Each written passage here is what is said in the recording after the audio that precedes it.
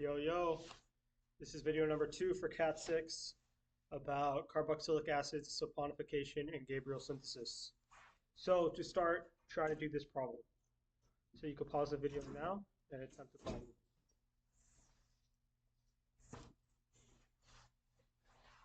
Okay, welcome back.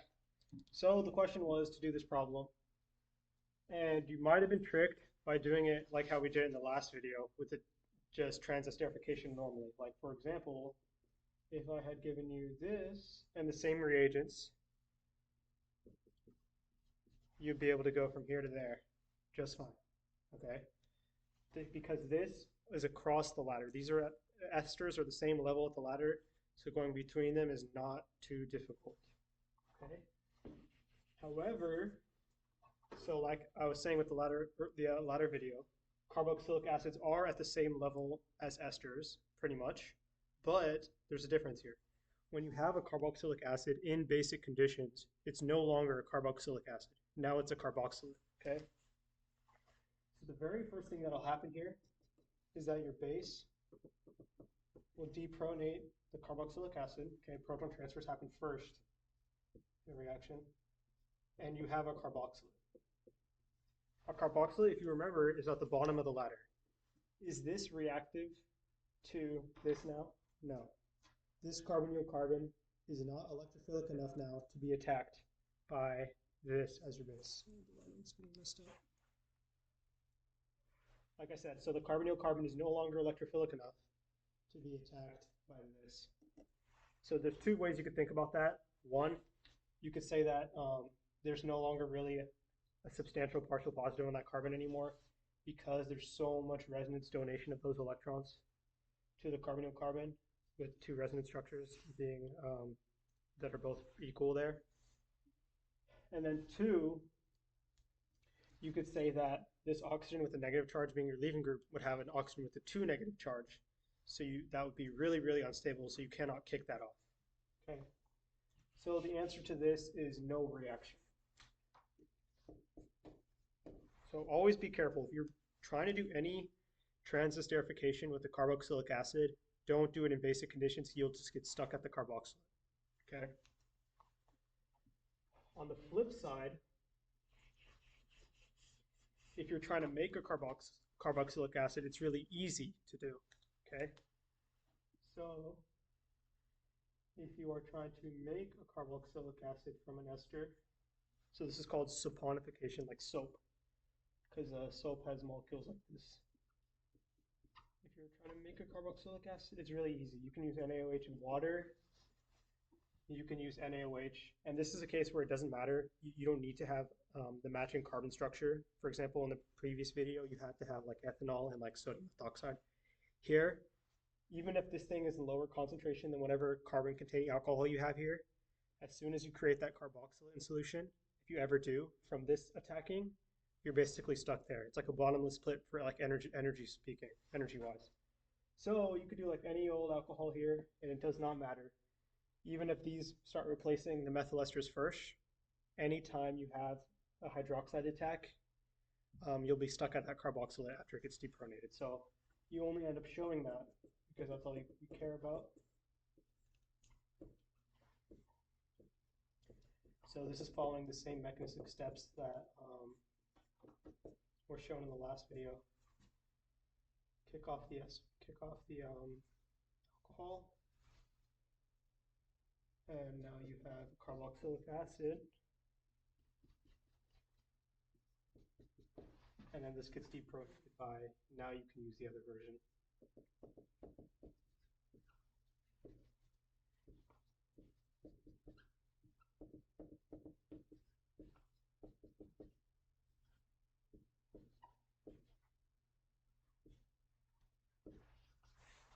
So then you get the carboxylic acid. So this is called saponification. And also, okay, you might want to note here, you do create the carboxylic acid here, and that is your product. But on an exam, you do need to show both the deprotonation and the reprotonation. So I guess here you'd want an acid workup, You do have to show the deprotonation and then the reprotonation. And the reason why, so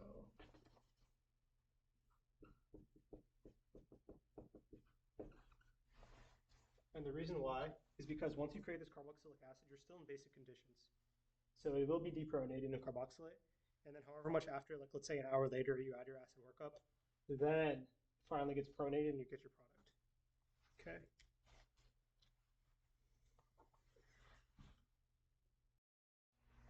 Okay, this is another way you can go up the ladder, okay? So like I said, when you're creating carboxylic acids or carboxylates in basic conditions, it's really easy to do.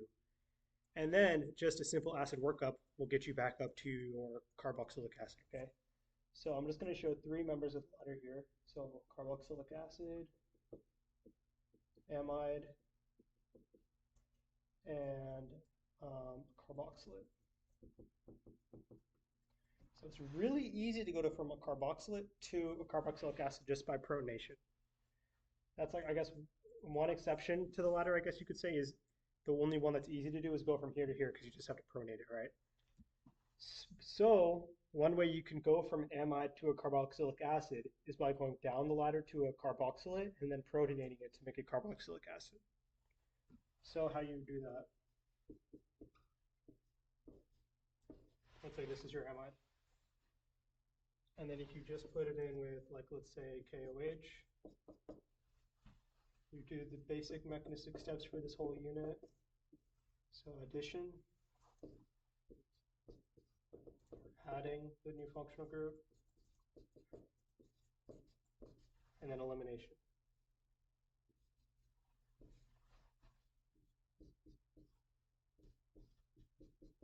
So in this step, you might notice that we're kicking off the nitrogen, and it will leave a nitrogen with a negative charge, which is worse than leaving an oxygen with a negative charge, okay? So then you might ask, oh, why do we kick off the nitrogen then and not the oxygen? And the answer is because when that does happen, and we do create this carboxylic acid, which eventually becomes a carboxylate, the reaction basically stops, okay? If we do kick off this oxygen, which will happen most of the time, like probably 99% of the time, whenever you get this, you'll be kicking off the oxygen. You'll just get back to where you started. And then you'll go back here and you go back and forth, equilibrium here, until eventually you kick off this nitrogen. And then once you kick off this nitrogen, you will deprotonate this carboxylic acid really quickly after. And then now you're basically stuck here. So to reiterate, this step is not a favorite step compared to kicking off the oxygen, okay? However, when that does happen, you eventually get the carboxylate, which is basically like not gonna, is like very, very, very little reversible. So we just basically, once you get the carboxylate, you're done. And then this carboxylate gets protonated by the acid workup. So that was one way to go up the ladder, is by going down to a carboxylate and then back up to a carboxylic acid. So actually in the one we just had up there, you can do that deprotonation step of the carboxylic acid with the nitrogen with the negative charge that you just kicked off. And I guess this will make more sense because this is more basic than the oxygen, and you could say it's just in proximity. It's still in proximity after you kick it off, so you can do that instead as the deprotonation to make the carboxylate, and then the acid workup still reprotonates. Okay. The next thing we can do is a way to make carboxylic acids from ketones. Okay. So one way is, so this is a haloform reaction, and it uses Br2 and NaOH, and then an acid workup. Okay, so we have learned this the first part of this mechanism last semester, and it requires, so that basically the NaOH deprotonates these hydrogens, and they get replaced with bromines, right? So how that happens is, I'll just show that first step, but you guys should know this. So this is called alpha halogenation. And then this attacks the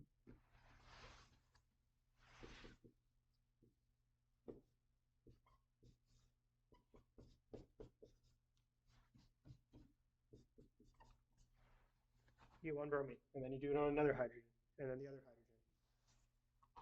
Okay, so then I'll just show the shorthanded version of that is basically those steps, which you should have known from last semester. You get this kind of thing going on, okay?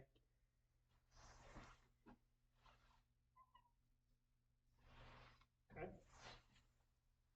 And then now this CBr3 is a good enough leaving group to leave with addition elimination, okay? So we have our NaOH here, but now instead of acting as a base like it did earlier, it'll act as a nucleophile.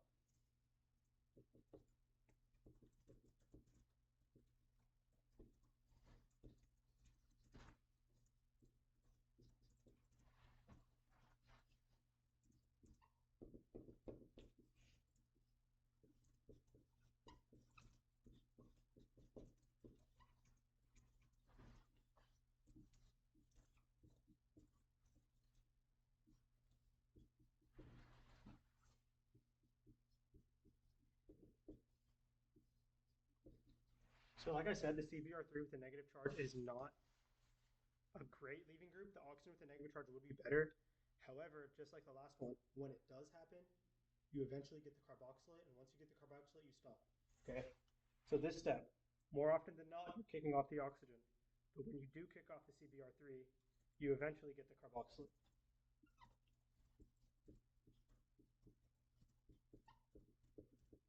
So here I did the depronation with that CBr3 minus.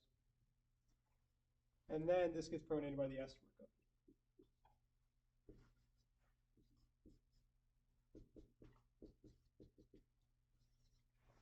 So this is called the haloform reaction.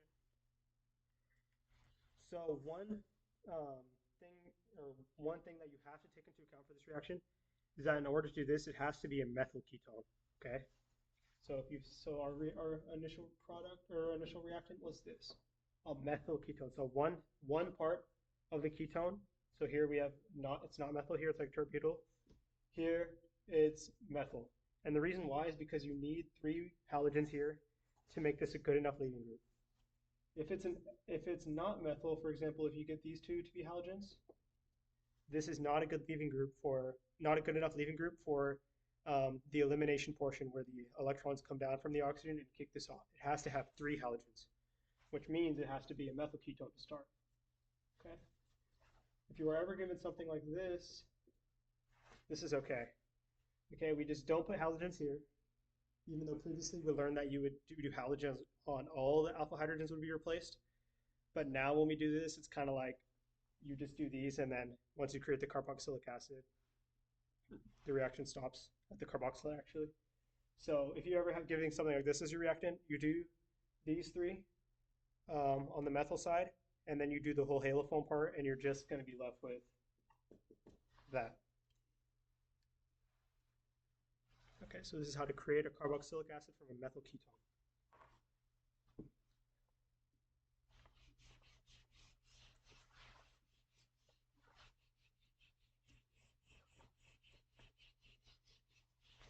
Okay, next we can do the Gabriel synthesis. So this is not really like a carboxylic acid reaction. It's kind of like a way to make a primary amine, but it does create a carboxylic acid, but we don't really care about that.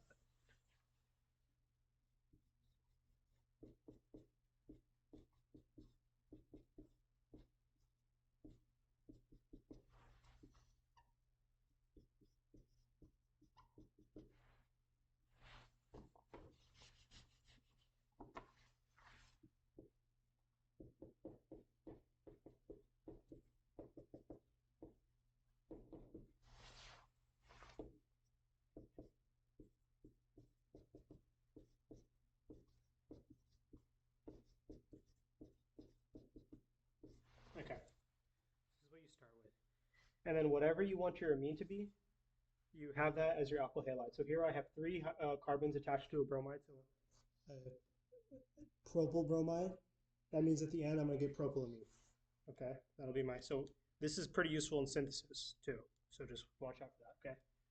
But so looking at this, you have this in solution with a base / nucleophile, okay? So what you're going to look for is that, or do we have any electrophilic centers, or do we have any acidic hydrogens? If we have any acidic hydrogens, that will probably react before any electrophilic centers would, right? So this hydrogen right here is pretty acidic. And the reason why is because if we leave behind that lone pair, so if we depronate that and leave behind a lone pair, that lone pair is resonance stabilized within 2 carbonyls. Okay? That means that that hydrogen is pretty acidic. So this hydrogen would be more acidic than a normal like ketone because we have 2 carbonyls that we're donating the electron density into.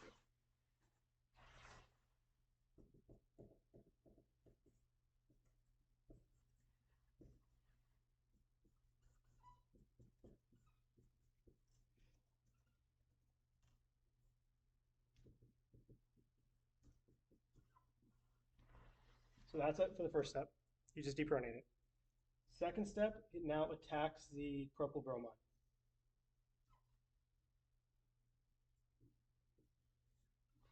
Okay, so this is similar to alpha alkylation, except it's the nitrogen that's doing it on an amide instead of just an alpha carbon.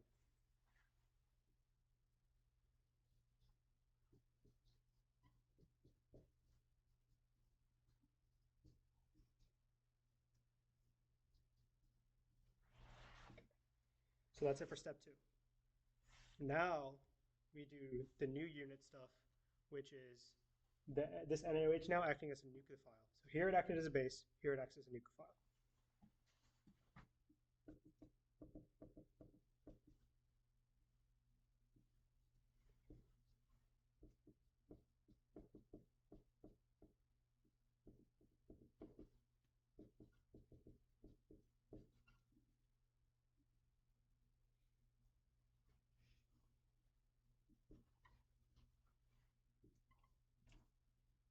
And here we kick off the nitrogen again. And it's the same kind of reason as I talked about earlier with the equilibrium going on. But then once we get that carboxylate, we kind of stop. So that's like the kind of driving force for a lot of these is that you want to create the most stable product in equilibrium reactions. So once we create that carboxylate, we stop.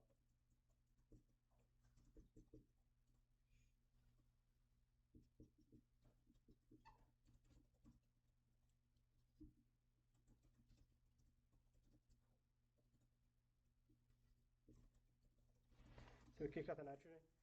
Okay. Oh, you can't really see it there. I'll redraw it.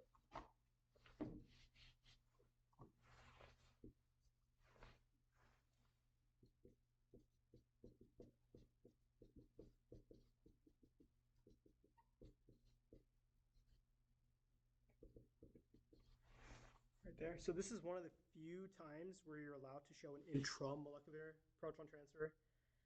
And the reason why here is probably because these are in so close proximity. And then also this is a very, very stabilizing proton transfer. We go from a really unstable negative charge, so this is pK38, to a carboxylate pK4. So it, with these being next to each other, it probably happens very soon after this most previous step.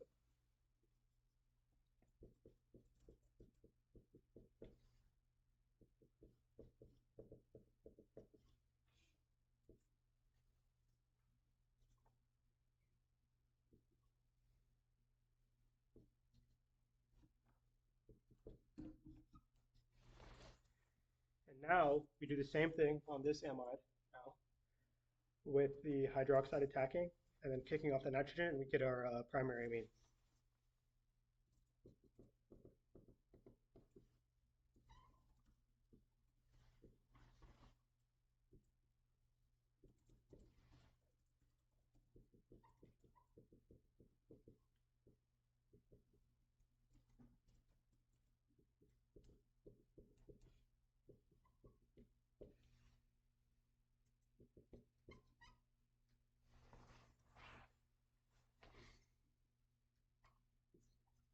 And then now as our product, we don't show this whole like benzene thing going on. We just show the primary amine because that's like what we actually did this for. So we just show this, and then we show it getting protonated by. I guess you can draw it again to show that. So.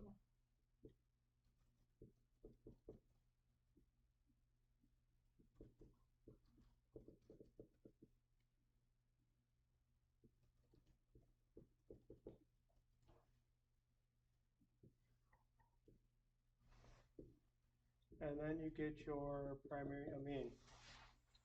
So this is Gabriel synthesis. This is our product.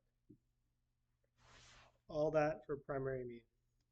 So this is a more efficient way to make a primary amine than the alpha alkylation, or not alpha alkylation, than alkylating an amine that you guys did last semester. Because here, like this is basically your only product, like 90-something%. Whereas previously, when you guys just had your amine, no, that's not what it was. It was ammonia and some alkyl halide. You might get a primary amine, a secondary amine, tertiary, quaternary amine. So this will give you better yield. Gabriel synthesis. Okay, lastly in this video, I'm just going to talk about acid halides real quick. So them being at the top of the ladder, it's really easy to go from an acid halide to anything else. So I'll just use acid chlorides because that seems to be the common one that we use. Basically, anything you want your acid chloride to be, you can, any other like carbonyl compound, you can do that. So I'll make it, so I don't think there's a chart like this out there. If you want it to be a ketone, you use copper organocuprate. And the reason why it stops at the ketone is because we already know organocuprates aren't reactive with carbonyls except at the beta position of an alpha beta unsaturated carbonyl, right? So just having a ketone, it will not continue this reaction. Okay, so it stops there. However, they are reactive enough to react with the acid chloride, which is super reactive. If you did like MgBr, so either Grignard or an alkyl lithium, you will continue until you get an alcohol.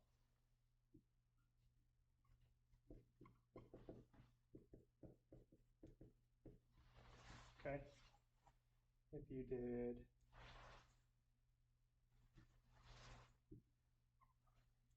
Na and some carbons, you would get an ester. If you did Na and H2, you'd get an amide. And honestly, this acid halide is so reactive. I'm pretty sure you don't even need to have like a basic charge. You can probably just do ethanol and it'll react. You can probably just do water and it'll react. You may notice in that first step, you'll be like, wait, why am I doing this? I'm creating both a strong acid and a strong base in solution. On your molecule will have an oxygen with a negative and an oxygen with a positive charge. It turns out it's okay because the acid halide is so reactive that that's kind of like a lapse in one of the rules. So this can be neutral. This can be neutral. If you want a carboxylic acid, so like I said, you can just do water. Is there anything else I'm missing? If you want an acid anhydride, you can do a carboxylic acid.